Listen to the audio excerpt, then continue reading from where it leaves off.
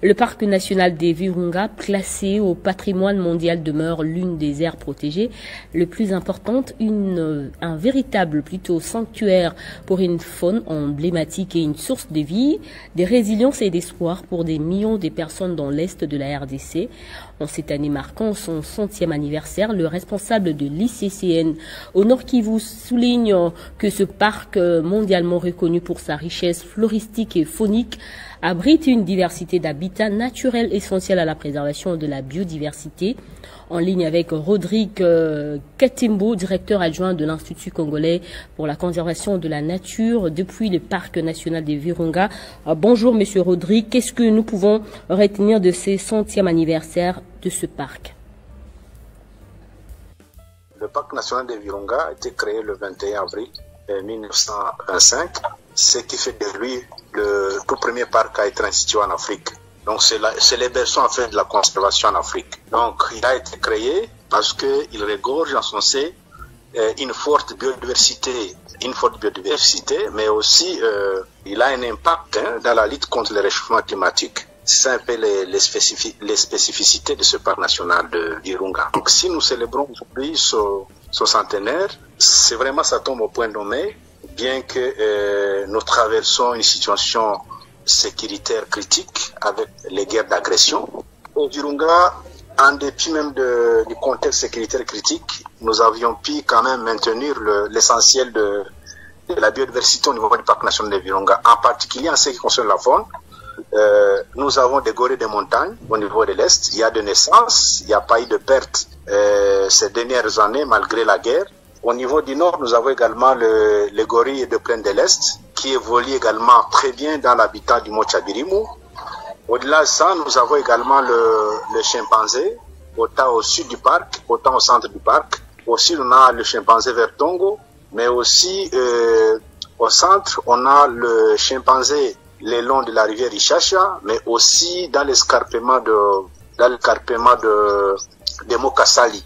On a également des chimpanzés. Au-delà de ça, on a une forte concentration d'éléphants, autant dans les secteurs sud, dans les secteurs centre et dans les secteurs également nord. Et pendant cette période des guerres, on signale une perte d'animaux mais également des cogardes. Avez-vous déjà engagé des actions en justice contre le braconnage? Merci beaucoup. Je voudrais noter que quand même, au cours des 100 ans d'existence du parc national de Virunga, nous avions perdu 220 gardes morts pendant l'exercice de leur travail. Donc, ils sont tués par des braconniers. Donc, leur action de protection leur a coûté la vie. Donc, et là, depuis la création, nous sommes à 220 gardes abattus. En fait, parmi les mesures, il y a les mesures directes et des mesures indirectes. Parmi les mesures directes plutôt, nous avons aujourd'hui autour de 813 gardes. Tous ces gardes-là sont passés avant de prêter serment d'être protecteurs d'un parc national ou de la faune. Ils sont passés par une formation de 25 semaines.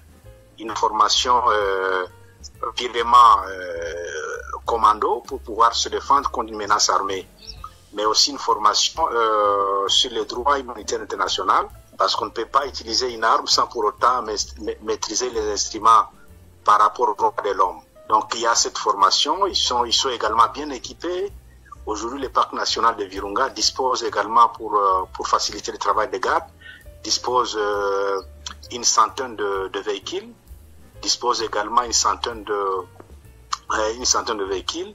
Il a également autour de 12 avions. Ces avions facilitent le travail de garde sur le terrain. Et donc, ils vivent également dans des installations purement sécurisées contre les agressions armées, et comme mesure directe. Et comme mesure indirecte également, il y a ce fait-là, quand un garde est abattu, les auteurs sont traduits à la justice.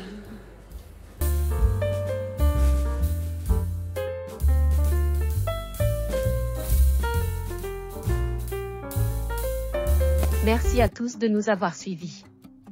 Aimez et abonnez-vous massivement à notre chaîne YouTube Tribeca Media. Au revoir et à la prochaine.